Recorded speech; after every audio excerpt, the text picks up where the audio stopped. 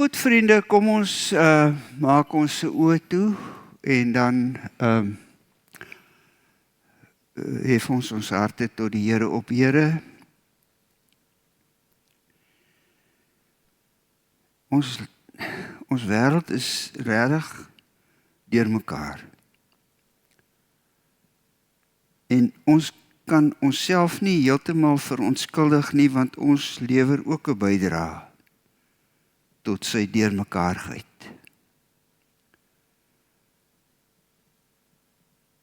As U ons aan onsself oorlaat, sal dit net nog deurmekaarder raak. Maar ons kom dankie sê vir U woord en vir U Gees. En ons kom dankie sê vir die wonder daarvan dat U ons wêreld nuut maak deur ons getuienis. Help ons om met ons hele hart dit te glo, dit te weet, dit te leef. En ontmoet ons vanaand waar ons met hierdie fascinerende boek besig is. In Jesus naam. Amen.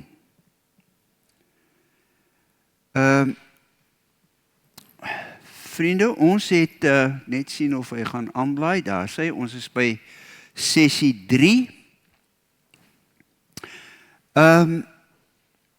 Ons het nou 'n bietjie gedink oor die skrywer Johannes.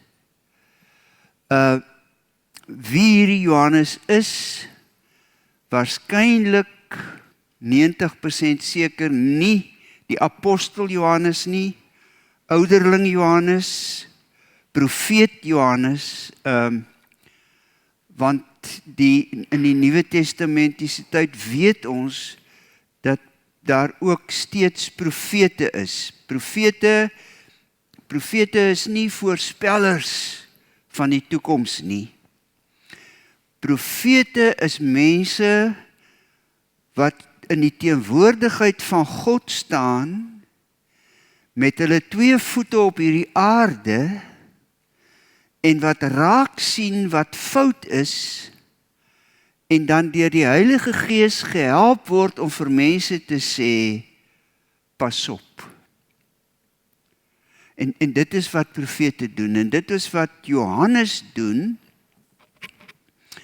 En hy sit op Patmos omdat hy 'n kerel is wat sy mond oopgemaak het.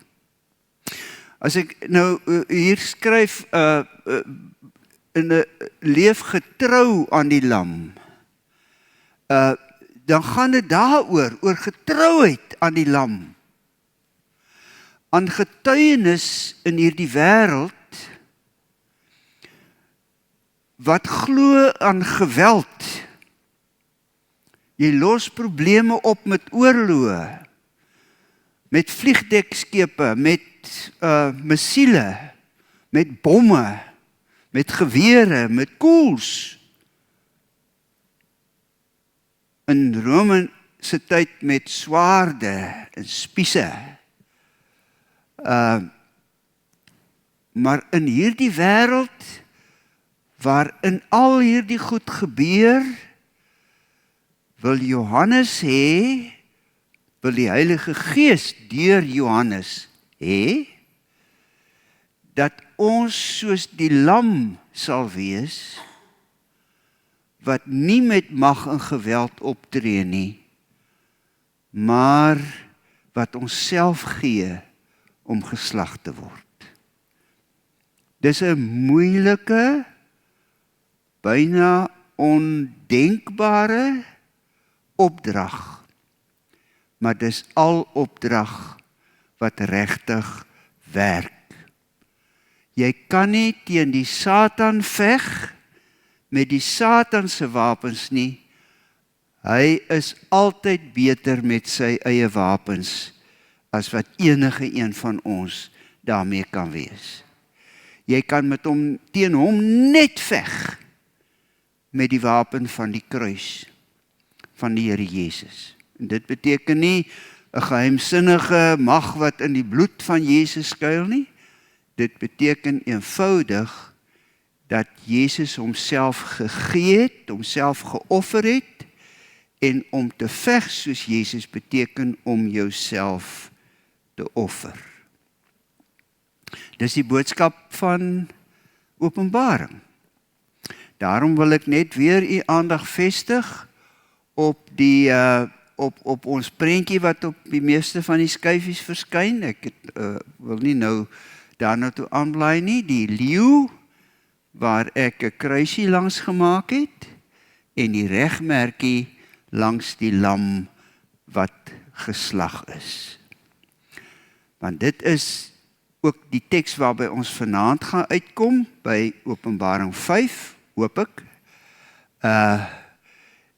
Waar ons gaan uitkom is dat Johannes hoor dat die een wat alles kom regmaak, die een wat die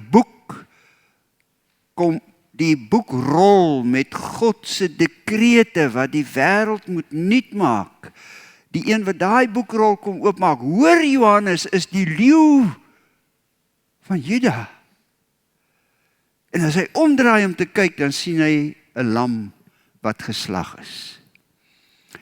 Dit is nie deur te verskeur wat die wêreld reggemaak word nie.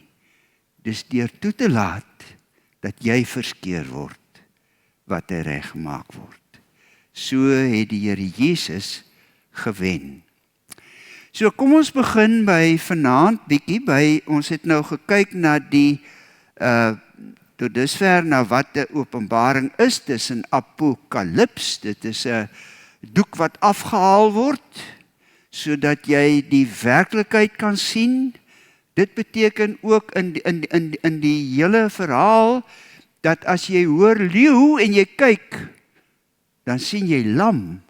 Want die werklike openbaring is dat God die goed wat jy dink jy sien, dat daar iets anders in sit. Jy dink jy sien die mag van Rome, maar al die tyd is dit 'n monster. Jy dink jy sien die rykdom van Rome, maar al die tyd is dit 'n prostituut wat op 'n dier ry. Dit is wat Openbaring met sy woordprente vir ons wil sê. Hy wil ons leer om na die wêreld te kyk en dieper te kyk en meer te sien as wat voor oë is. So dit was nou die eerste aanbieding, en die tweede aanbieding het ons bietjie oor Johannes gepraat, en vanaand kom ons by die eerste lesers. As 'n mens 'n Bybelboek regtig wil interpreteer, moet jy uitgaan van die standpunt dat hy geskryf is vir die mense van sy tyd. Die Here God het nie rede gesien om sy tyd te mors om vir hulle oor die 21ste eeu iets te kom sê nie. Vir wat sou hy dit doen? Dis nie wat hy wou doen nie. Hy wil vir regte mense in 'n regte tyd met regte probleme wil hy help om dieper te kyk. En die hele boek Openbaring is 'n brief, is 'n profesie van die profeet Johannes, en is 'n is 'n brief vir die 7 gemeentes. Maar net soos wat Paulus vir die Korintiërs geskryf het, en vir die Romeine en vir die Galasiërs, dit was altyd eerste vir hulle, maar as ons dit lees, dan leer ons ook daaruit. Dan leer ons ook kyk, dan leer ons ook verstaan, ons leer God beter ken. So net so het hy die brief geskrywe vir die 7 gemeentes. Ek het hulle vir u daar op die skerm gesit. Ek wil net kyk of hierdie gewoonlik wys hierdie goed nie op die, nee, hy gaan nie wys nie. Patmos lê hierso links onder, en dan as jy so kloksgewys opgaan van Efese af, Daar's Smyrna, Pergamus, Thyatira, Sardes, Philadelphia, Laodicea. Hulle lê so in 'n halfmaan, in 'n sirkel amper. En die brief gaan in die eerste plek aan hulle, maar dan natuurlik via hulle aan ons. En die Christene in hierdie 7 stede het gesukkel met 'n klomp goed. Nou hierdie stede, mense, julle moenie te primitief oor hierdie stede dink nie. As julle na die prentjies kyk van Rome, die Colosseum wat destyds gebou is, die ouens het goeie argitekte gehad. Hulle het mooi stede gehad. Efese se mense het teater toe gegaan, want daar was 'n groot teater in Efese. Hulle het gereeld teater toe gegaan. Daar was tempels, daar was mooi strate met kolonnades, met pilaargange. Efese was 'n ryk en belangrike stad met 'n goeie handel daarso, en daar was ook verskeie staatskantore in Efese.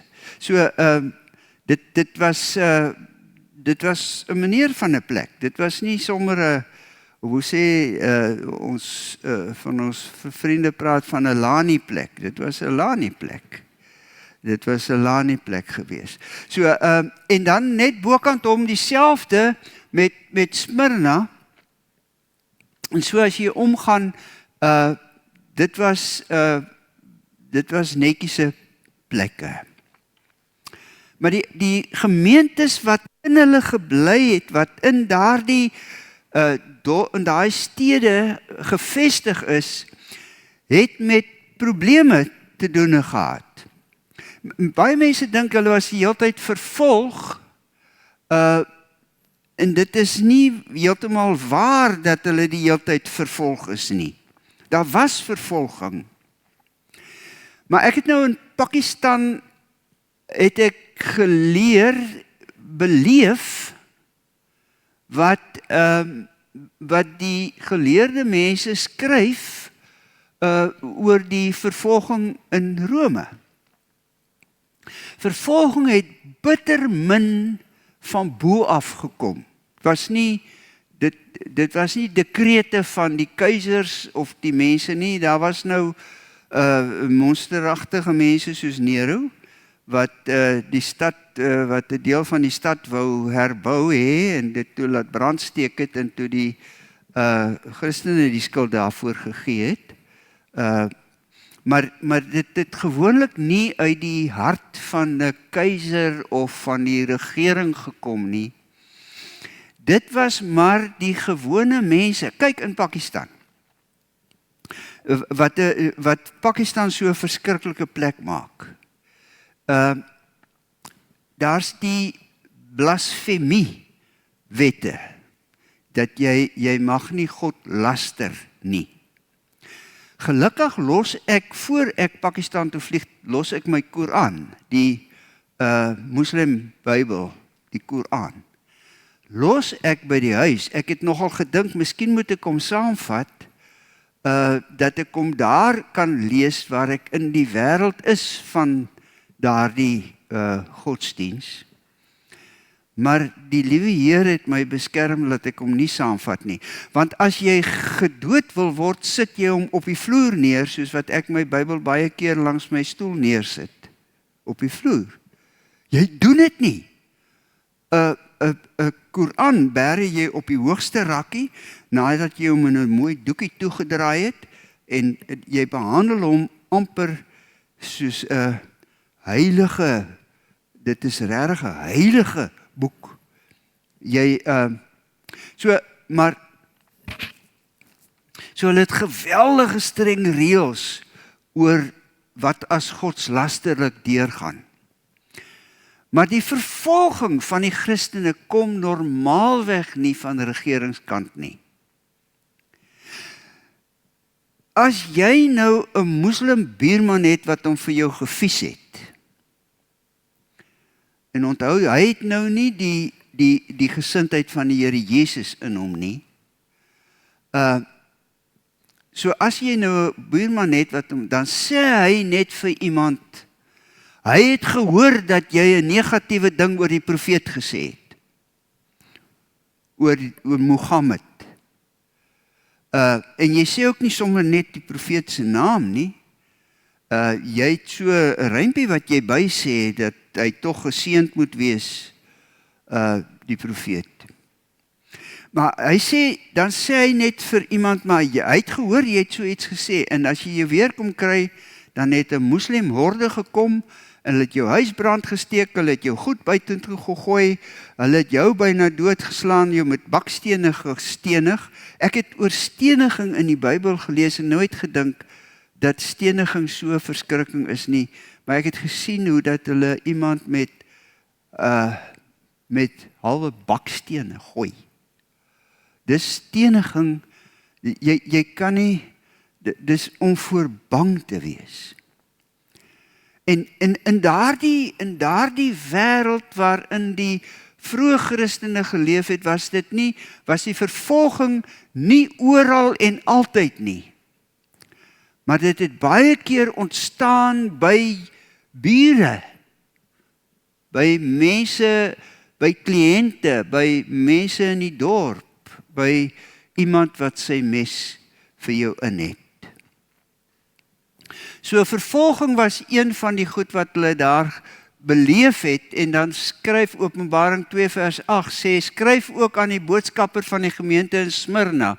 Dit sê die eerste en die laaste wat dood was, maar wat lewend geword het. Met ander woorde, dit is mense wat bang is vir die dood. Hulle staar die dood partykeer in die gesig. Nou sê Johannes, dit sê die Here Jesus, hy was dood en hy het lewend geword. En ek ken jou verdrukking en jou armoede, maar tog is jy ryk. Ek weet ook van die lastering deur diegene wat beweer dat hulle Jode is en dit nie regtig is nie, maar 'n sinagoge van Satan. Moenie vir enige iets wat jy nog gaan ly bang wees nie. Kyk, dis nie 'n baie bemoedigende boodskap nie. Enige iets wat jy nog gaan ly, moenie daarvoor bang wees nie. Ek moet vir julle sê, as jy in 'n wêreld is waar die goed met jou kan gebeur, dan is jy maar 'n bietjie bangerig. Kyk, die duiwel gaan sommige van julle in die tronk laat gooi, sodat julle getoets kan word. Nou, ons gaan nie die res daarvan lees nie, want ons sal 'n uur lank met die teks kan besig wees. Maar so daar is vervolging. Dis een van die goed wat hulle het. En dan het jy assimilasie of konformering. Jou probleem is, jy weet die Here Jesus is jou koning. Jy het hom lief. Hy het vir jou gesterf. Maar jy leef in 'n samelewing waar dinge nie so maklik is nie. Want nou word daar 'n fees gevier vir een van die gode. En iemand skenk 'n os wat geslag word. En die steaks word gaar gemaak. En jou kliënt, een van jou kliënte, want jy's 'n besigheidsman daar, jy's sakeman, een van jou kliënte gee vir jou 'n kaartjie en sê, kom saam na die feesmaal toe. En die feesmaal is ter ere van Artemis. Wat maak jy nou? Sê jy, nee, ek glo nie.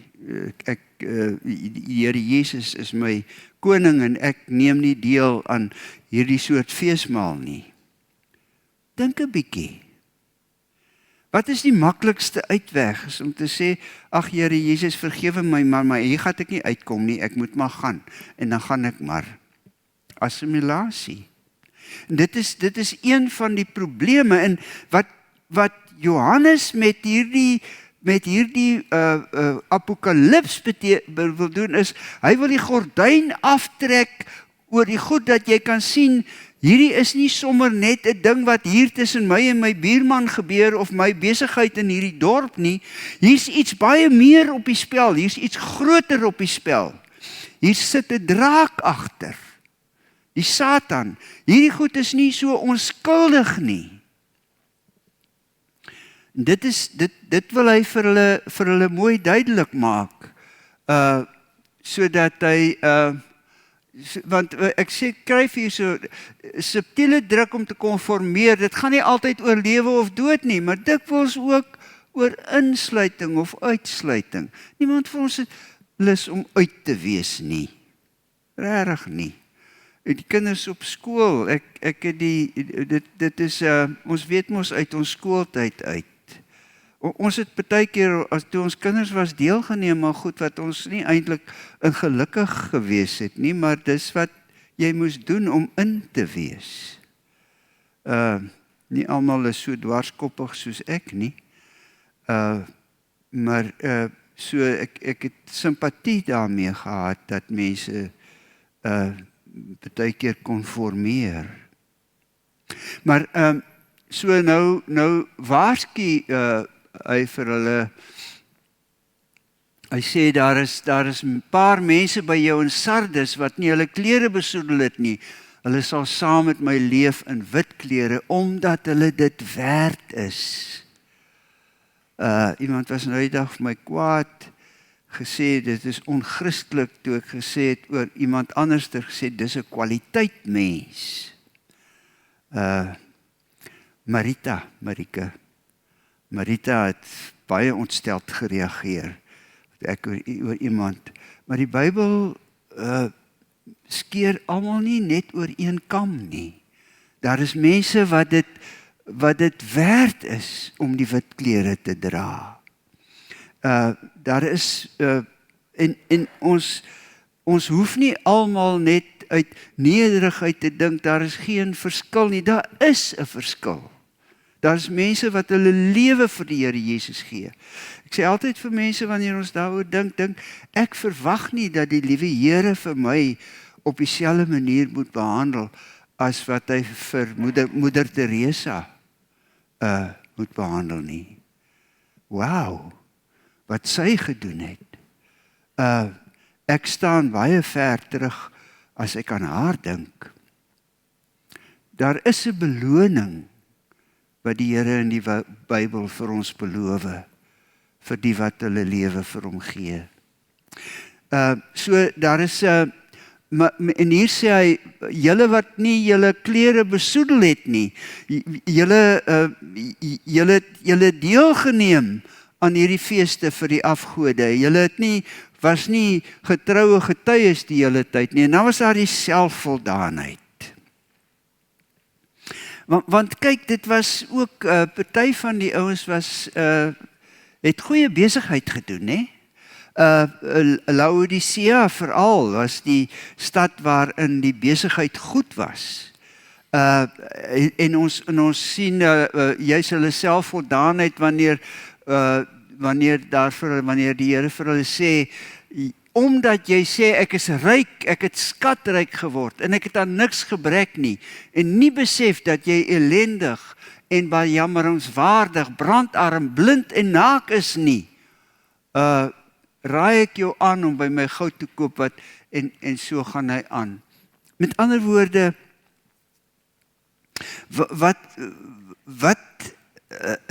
wat gebeur met 'n mens as dit goed gaan?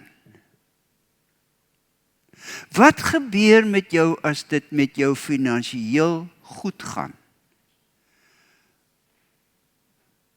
Dan verloor jy baie maklik jou totale afhanklikheid van die Here. Dan staan jy nie voortdurend op jou knieë voor hom en sê, ag liewe Here, help nie.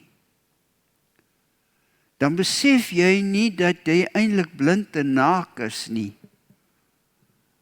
Dat jy nie so spoggerig is as wat jy dink nie. Nie so vooraanstaande as wat jy jou verbeel nie. En dit is wat die Here vir hulle wil sê. Julle selfvoldaanheid. Maar agter al hierdie goed, agter die vrees vir vervolging, agter die assimilasie, omdat ek net nie uitgesluit wil voel uit die gemeenskapie waarvan ek deel is nie, agter die selftevredenheid met my besittings en met my posisie in die samelewing, agter al hierdie goed, wil Johannes die doek aftrek, om te sê, kyk wat staan agter hulle, die draak. Hier's 'n oorlog aan die gang, tussen God en die draak. Aan wie se kant is jy? Dis nie onskuldige keuses wat jy maak nie. Dit is as jy net dieper leer kyk, sal jy besef, dit is nie sommer so nie. Daar's meer op die spel, as wat dit sommer so op die oog af lyk. Nou, en dan sluit hoofstuk 3, sluit af met die Here wat sê, ek staan by die deur en ek klop. En ek wil inkom, maar dit is nie die deur van my hart nie. Die deur waaraan hy klop is die deur van die gemeente. Hy wil saam met hulle kom maaltyd hou. Hulle wil nagmaal hou, maar hulle besef nie die Here is nie daar nie. Hulle het die deur vir hom toegemaak. Hulle leef nie in afhanklikheid van hom nie. So die deur van die gemeente is toe vir die Here. Dit is die einde van, daar staan, ek het in my lewe baie preke gehoor oor dat die Here aan die deur van jou hart klop. Maar dan kon ek nooit verstaan, hoe kom hy dan in my hart in en hou saam met my in my hart maaltyd nie. Hy wil in die deel van die gemeente se maaltyd wees. Hy wil by hulle wees, tussen hulle, wanneer hulle die brood eet en die wyn drink. En dan sien Johannes in hoofstuk 4 'n deur wat oopstaan na die troonkamer van die hemel. Ons deur staan dikwels toe vir die Here, maar sy deur na die troonkamer in die hemel staan oop. Dis wat Johannes raak sien. En dan begin die woordprente. Dis die moeilike deel, maar ook die interessante deel van Openbaring. Tot hiertoe het ons nie hierdie woordprente gehad nie. Nou kom die woordprente, en die probleem met die woordprente is dat mense hulle interpreteer nes hulle lus kry. Van goed wat nog later oor 'n jaar of 2 gaan gebeur in die 21ste eeu, terwyl dit vir daai mense destyds reeds bedoel was. So, en nou gee hy vir ons 'n prentjie. Hy begin eintlik nie, hierdie is die prentjie waaraan hulle gewoond is. Want wat het in Rome gebeur? Daar die keiser, en dan kan jy jou voorstel dat die mense om die keiser, dit was nou sy vriende en sy bewonderaars.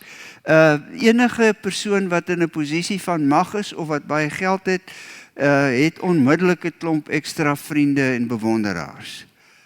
Want hulle kan iets daaruit wen deur so te wees. So die keiser was die middelpunt van die Romeinse ryk.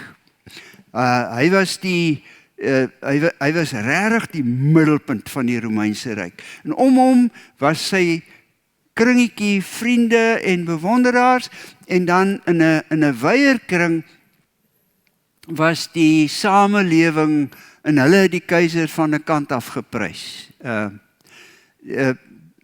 Party mense sê dat van die keisers wou as gode geken word, maar dit was nie heeltemal die waarheid nie. As jy die geskiedenis bietjie beter leer, kom jy agter dat hulle nie dit was nie dat jy 'n lewendige keiser as 'n god beskou nie. As na sy dood kan hy natuurlik 'n god word, maar voor sy dood nie regtig nie. Maar daar was altyd die bewonderaars, want as jy nou vir die keiser as jy nou 'n monument bou vir die keiser in jou stad, dan weet jy daar gaan van Rome se geld af na jou stad toe kom. Dit is net voordelig vir die stad om 'n monument vir die keiser te hê. En jy's veiliger en so aan. So oral was daar monumente vir die keisers en daar was ook tempels wat aan hulle toegewy is, maar nie waarin hulle aanbid is nie, maar wat aan hulle toegewy is in die verskillende stede. So dit was die prentjie. Nou maak Johannes maak vir ons die deur oop. Hy sien die deur in die hemel en wat sien hy daar? God se troon staan sentraal. En dan in hoofstuk 4 dan sien hy die 4 lewende wesens om die troon van God, wat ook 'n aanhaling uit die Ou Testament is. Die mak, hulle gesigte is soos 'n makdier en 'n wilde dier en die voëls en dan die mens. Hierdie lewende wesens simboliseer die ganse skepping van die Here God. Die diereryk, die menseryk, die mense en die voëls wat rondom die troon van God is. En dan wyerom is daar die 24 ouderlinge, die leiers van die kerk. 12 Ou Testament en 12 Nuwe Testament, die 12 aartsvaders en die 12 apostels, as simbool van die kerk van die Here Jesus, wat om in die buitenste kring is. En hierdie prentjie wat Johannes daar in sy gedagtes sien, in die hemel, wil sê, dis hoe dit hoort. Nie die keizer, niemand anders is in die sentrum nie. God is in die sentrum. En om God heen is sy ganse skepping. En hulle loof hom en prys hom. En die mense, die 24 ouderlinge, haal hulle kroontjies van hulle kop af en sit dit voor hom neer. As mos die mooiste storie wat die waarheid is van Herodes, wat toe Augustus keizer word. Herodes het geweet, hy was eintlik aan die ander ou se kant, en toe Augustus keizer word, het Herodes met sy kroon na Augustus toe gegaan, en sy kroon afgehaal, en vir Augustus aangebied, en gesê, u weet dat ek eintlik die teestander ondersteun het, en dat ek teen u was, maar u is die keizer, en hier is ek nou, ek is in u diens. En toe het Augustus gesê, vat jou kroon, jy kan weer koning wees. Wat goedhartig van Augustus was. Gewoonlik is so jou ou se kop eintlik maar afgekap, in plaas daarvan om 'n kroon op sy kop te plaas. Maar nou sê Openbaring, en die ouderlinge sit hulle krone voor die troon van God neer. Want al het ons as Christene, al het ons as kinders van die Here in hierdie wêreld, het ons 'n hoë posisie. As ons voor die grote koning kom, dan buig ons op die grond en ons loof hom. Dis soos die wêreld behoort te werk. Hierdie troon, hierdie beeld wat Johannes sien in Openbaring 4, en dit is wat die gemeentes ook moet weet. Hulle moet weet dat die sentrum is nie Rome nie, die sentrum is nie die keizer nie, die sentrum is nie waar die mag is nie, die sentrum is nie waar die geld is nie. Die sentrum van alles is die Here God. Hy en hy alleen is die sentrum. En almal om hom kan maar net loof en jubel en prys, want hy moet die middelpunt van ons bestaan wees. En dan kom ons by hoofstuk 5 van Openbaring. Die boekrol met die 7 seels, en Christus wat Johannes hoor van die leeu, en dan sien hy die lam. Let mooi op, party mense sê dis 'n geheime kode oor Jesus, maar dis nie 'n geheime kode nie. Dis openbaring, dis nie 'n verberging nie, dis openbaring. En wat openbaar dit vir ons oor die Here Jesus? Wat openbaar dit vir ons oor hierdie God wat in die sentrum staan van die wêreld? Hierdie wêreld waar ons so maklik assimileer, hierdie wêreld waar ons so maklik bang word, hierdie wêreld waar ons so maklik selftevrede is. Wat sê dit vir ons in hierdie wêreld? Dit sê dat God oorwin die draak deur die dood van sy seun. Dat God nie die wapens van die bose gebruik nie.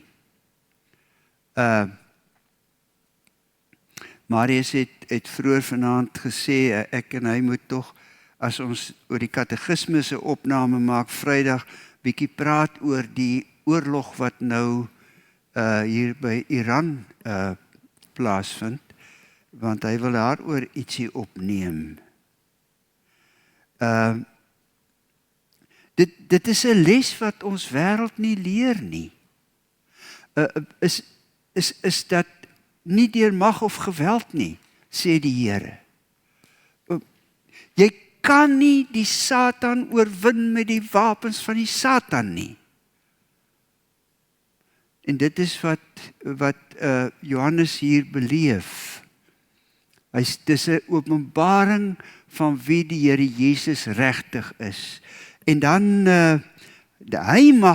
hy is werd om God se plan vir die wêreldvernuwing aan die gang te sit. Hy is die een, omdat hy gesterf het, omdat hy homself offer, is hy die een wat God se vernuwingsplan van die wêreld kan uitvoer. En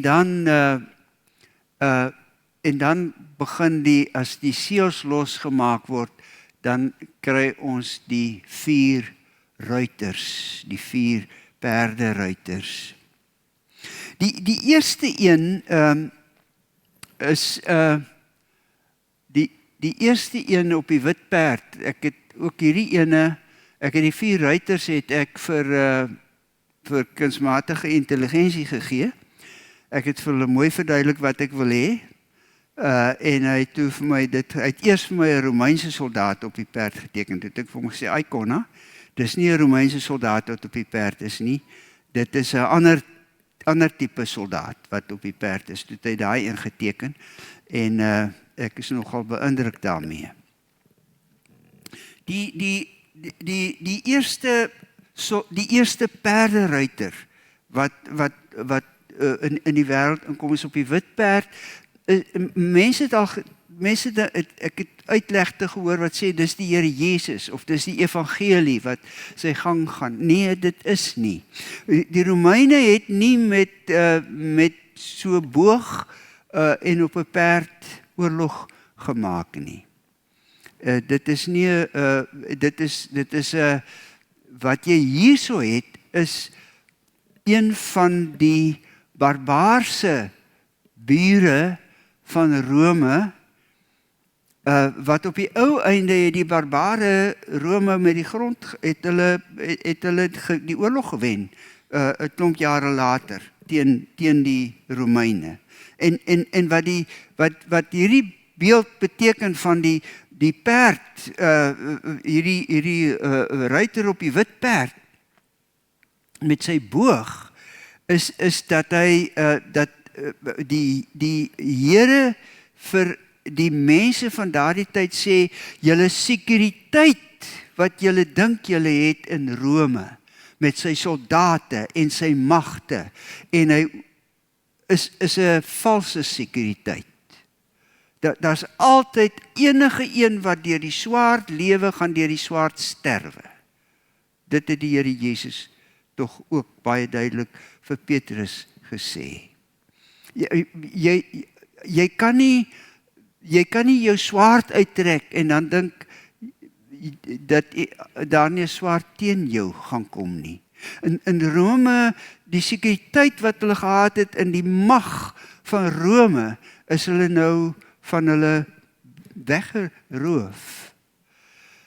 Interessant dat ek het vandag geluister na 'n analis, dit is iemand wat uit die geheime diens gekom het van die Amerikaanse geheime diens. Hy was 'n vlootsoldaat en hy was een van hulle top mense.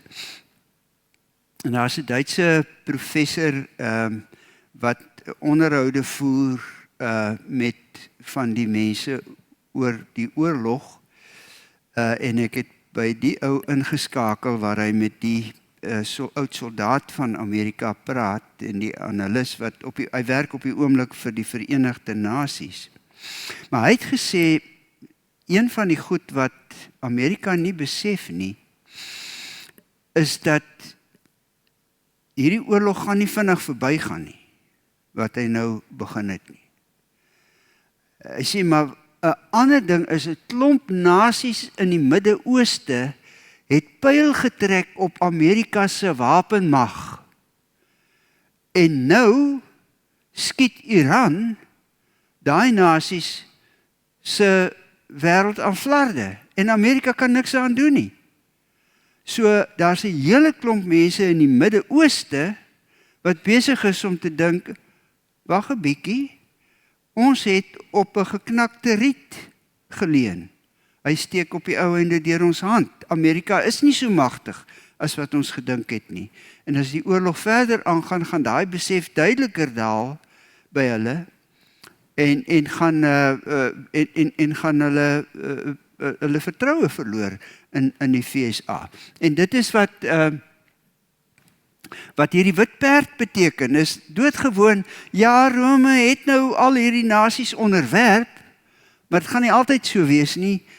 Moenie julle vertroue in Rome se wapengeweld sien nie. En dan kom die volgende perd, die volgende seël, ja, dit was die wit perd, dis 'n stamkryger, en toe hy die tweede seël oopbreek, het ek die tweede lewende wese hoor sê, kom, en 'n ander perd, 'n vuurrooie, het toe uitgegaan. Aan sy ruiter is vergun om die vrede van die aarde weg te neem, sodat mense mekaar kon doodmaak. Aan hom is ook 'n groot swaard gegee. Dis soos kunsmatige intelligensie met rooi perd geteken het. Wat die slim ouens sê, ek sluit hier aan veral by Kuster. Kuster is is 'n teoloog, Nuwe Testamentikus wat by Yale Universiteit werk, wat geweldig baie oor Openbaring geskryf het. Hy sê dat hierdie simbool, ek het nou nie tyd om dit volledig met julle deur te redeneer nie, is die koms van 'n burgeroorlog in die Romeinse Ryk. Rome het geweldig baie gemaak van wat hulle genoem het die Pax Romana. Pax is die Latynse woord vir vrede en Romana is Romeinse, die Romeinse vrede. Maar die Romeinse vrede was 'n vrede wat jy met die swaard gekry het. As jy opstandig raak, kap ek jou kop af of hang jou aan 'n kruis, moenie dit doen nie. Dis die Romeinse vrede. Maar die Bybelse vrede is vrede deur geregtigheid. Alleen wanneer jy geregtigheid doen teenoor ander, is daar regte vrede. Dis wat Israel, die huidige staat Israel, nie begryp nie. Hulle gaan nooit vrede hê as hulle nie geregtigheid doen teenoor die Palestynë nie. Hulle oortree internasionale wette. en die Palestynë raak opstandig. Jy kry eers regte vrede deur geregtigheid, deur reg te doen, nie deur die swaard nie. En in Rome self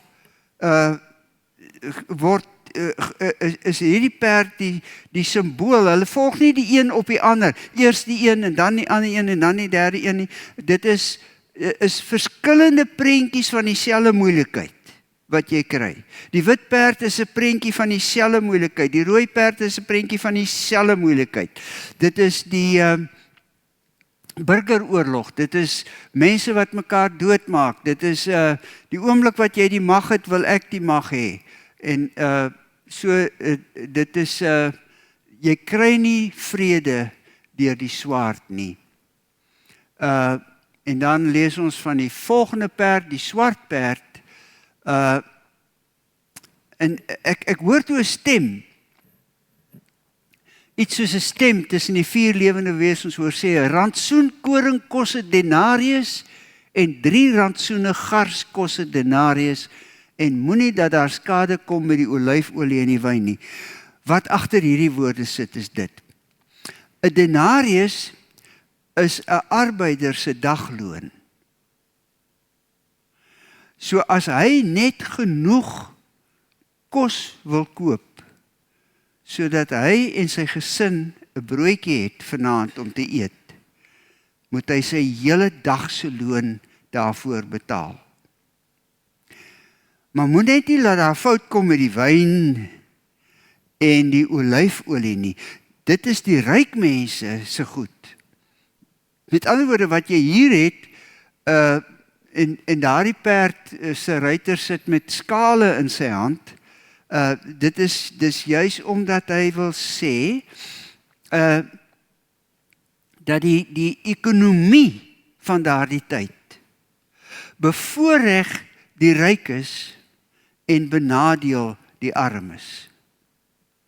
Inflasie vir die armes is erger as inflasie vir die rykes daar in Rome. En dit is terselfdertyd wat die burgeroorloë moontlikhede is en die invalle van die barbare van buite. Die vrede van Rome was nie welvaart vir almal nie. Die luukse goedere vir die rykes het goedkoper geword en die ekonomie wat kwesbaar is uitbrei, is 'n resep vir ondergang. Dit is die derde ruiter. Al hierdie ruiters is terselfdertyd, dit is nie opeenvolgend nie. Hulle is terselfdertyd hardloop hulle perde oor die wêreld. In daai tyd en in ons tyd. Die oorlog wat ons het is steeds die wit perd en die rooi perd is die bekleierery in die burgeroorloë, nie noodwendig altyd bloedige burgeroorloë nie, maar die bekleierery tussen mense in een land en in een nasie en die luukse goedere vir die rykes, wel ek weet nie of dit by ons nog goedkoper word nie. Ek kan lankal nie meer enkelmout whisky bekostig nie. En dan die ekonomie wat kwesbaar is uitbuit. En dis alles 'n resep vir die ondergang. So die vierde ruiter is die dood wat kom. Daar sit die dood op die perd. Daai groen lyk maar asof die perd dalk ook nie meer lekker ruik nie. So hy self ook besig is om onder te gaan. Maar ek moet sê, ek is nogal beïndruk met wat kunsmatige intelligensie vir my geteken het toe ek vra. So, ek gaan nou nie daai alles lees nie. Wat ek maar eintlik hiermee wou sê is, En waarby ons vanaand moet uitkom, is die doodgewone ding, dat hierdie woordprentjies is daar, hierdie eerste klompie ook, veral met die perde, is daar om vir die mense van daardie tyd te sê, julle sekuriteit lê nie by Rome en sy mag nie, julle sekuriteit lê nie by die florerende ekonomie van die Romeinse ryk nie, julle sekuriteit lê nie by die vrede wat daar is, omdat daar swaarde is wat jou kop afkap as jy begin jou mond oopmaak nie. Julle sekuriteit lê alleen by God, wat in die sentrum van jou lewe en jou bestaan moet wees. As die wêreld lyk soos daardie konsentriese sirkels, wat ek geteken het vir Openbaring 4, met God in die middel, met die skepping rondom, en met die kerk wat hulle krone afhaal en sê, U is die koning, dan het ons sekuriteit en vrede, en dan is die wêreld soos hy moet wees. So wat is die boodskap vir ons? Ons het nog so 'n paar minute. Wie wil waag om vir ons te sê?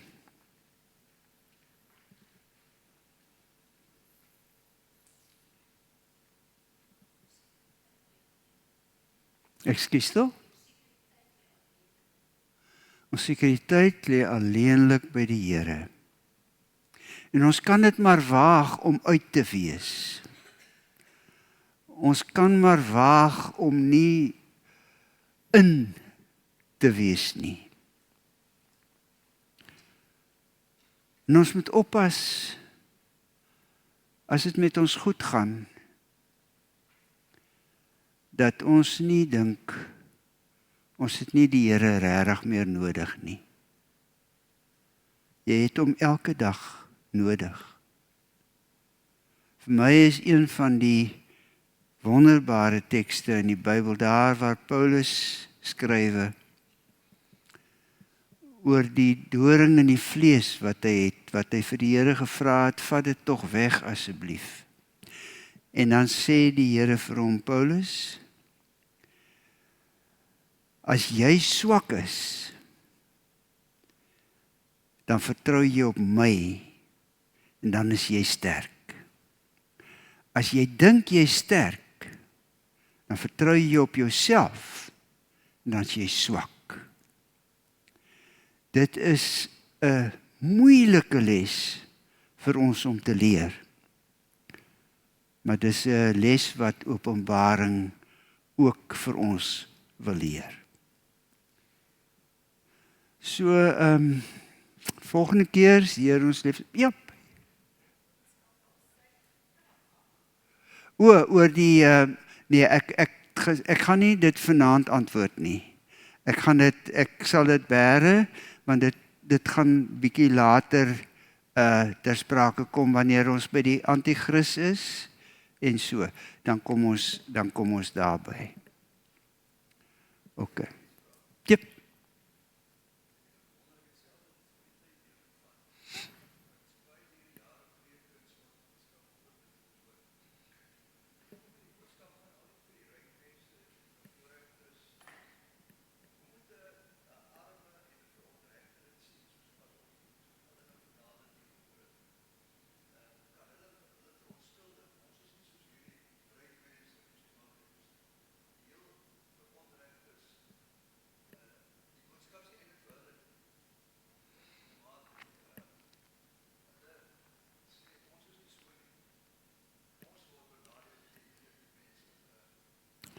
Kyk, nee, is relevant. Die wat benadeel word bemoedig. Want die verhaal wat verder ontwikkel, sê dat God kom regmaak wat verkeerd is. God kom, daar was vreeslike bekleierery oor die Bellaar-belydenis wat gesê het, God is aan die kant van die onderdruktes en van die armes. Maar God is op 'n spesiale manier vir hulle Vader. Ek het altyd vir mense gesê, kyk, ek het al my kinders ewe lief, regtig. Maar as eenetjie siek was, het ek en Marika aan die sieketjie meer aandag gegee as aan die gesondes. Ek was 'n spesiale manier pa vir 'n siek kind, tot die kind weer gesond is. En die Here God, dwars deur die Bybel, lê geweldig klem daarop dat ons reg moet doen aan die arme en aan die weeskind en aan die vlugteling. Ons moet vir hulle sorg. Daar is natuurlik 'n risiko dat mense ook selftevrede kan wees in hulle armoede, en nie op die Here kan steun nie. Maar ons moet nie die teks net sien as teen die rykes nie. Die probleem lê nie by die rykdom nie. Die probleem lê by die selftevredenheid. Die probleem lê by die selfgenoegsaamheid. By die feit dat ek dink, ek kom reg. Ek het nie regtig die Here nodig nie. Dit is die probleem. Een van die interessante foute wat mense maak, wat my deur die jare heen boei, is doodgewoon dit, dat mense sê maklik, geld is die wortel van alle kwaad. Dit staan nie in die Bybel nie. Wat in die Bybel staan, is die liefde vir geld, is die wortel van alle kwaad. Die probleem lê nie in die geld nie. Die probleem lê in my hart. En dit is die risiko wat almal van ons loop.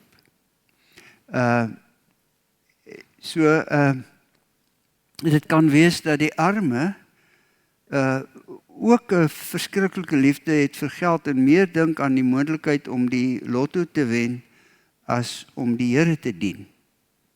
Dan sit ons met dieselfde probleem. Ek weet nie of dit u vraag beantwoord nie.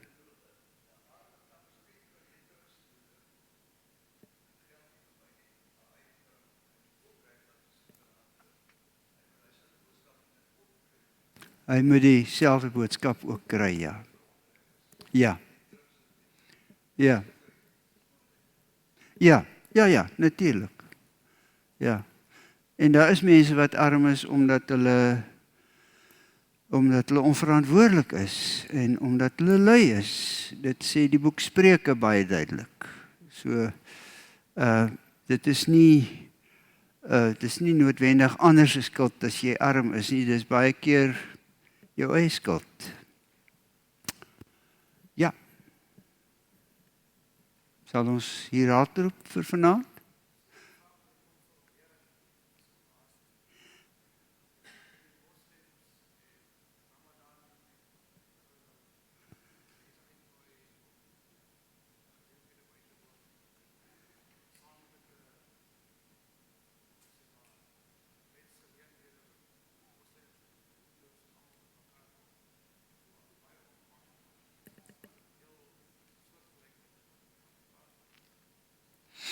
Ek voel ook ongemaklik daarmee.